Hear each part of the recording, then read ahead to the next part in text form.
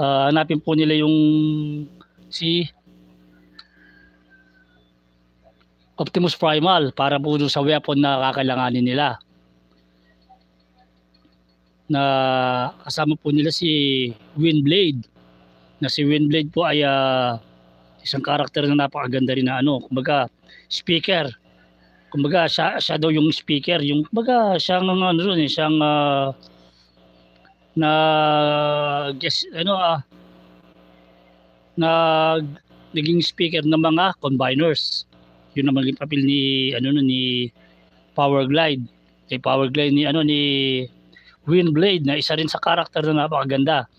At meron po tayong Windblade dito. Yan. Ito lang ang Windblade na meron tayo. Itong karakter na to kasi mas more on looks ang gusto ko po rito. Pagdating dito sa karakter na to, mas nagustuhan ko. Ito po ay nakikita nyo yung original na Hasbro. Ayan. Ayan po ang kanyang attack. Yan. Kung nababasa nyo po. Yan Hasbro. 2016 pa po. Imagine mo. Kung 2016 to, so ilang years na. Kumbaga may pagka-oldies na rin ang ating toys na to.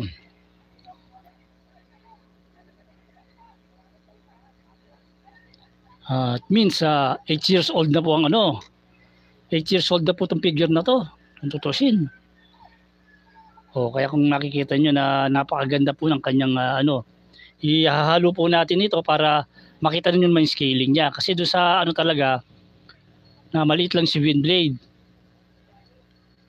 Mas maganda po ang nito, ang version nito kaysa doon sa ibang Windblade. Yan. Yan po ang scaling niya kung nakikita nyo. Kung nai-imagine nyo kung anong klaseng scale ni Windblade pagka magkakasama na sila. Kasi pagka yung imagination po natin, pagka once na naka-display sila at saka yung isa rin po sa mga female na karakter yan. Meron po tayong female karakter yan, si Windblade, si Slipstream, si RC, ayan, at saka si Arachnid.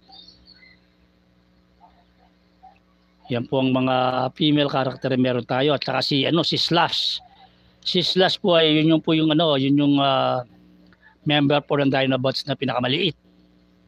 Kaya now naman ang gagawin natin ay let's transform na po natin si Grimlock. Kaya tatabi muna natin itong mga ibang karakter natin para matransform po natin si Grimlock.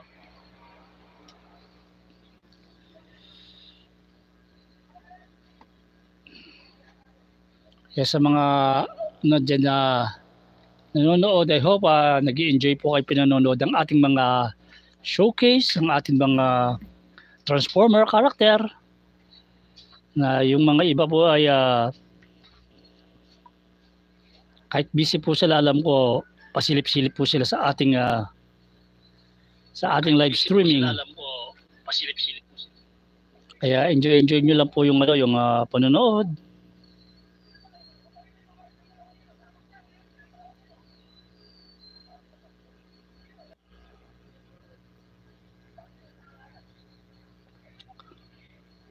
Yan. Kaya salamat sa mga nag-thumbs up sa atin. Although kahit konti lang ating bisitated, dire-diretso na po natin yan para after na nito ay pwede na po tayong mag-compare. Tayo muna natin na maayos dun si Windblade na napakaganda. Na next rin ay ating i-review rin si Windblade na after natin na si Grimlock. So ito po si Grimlock. So now let's transform Grimlock. Na-transform na po natin si Grimlock na ang na napakaganda po na I hope Yan, ano ko po yung alikabok, kay yung langgam, may langgam.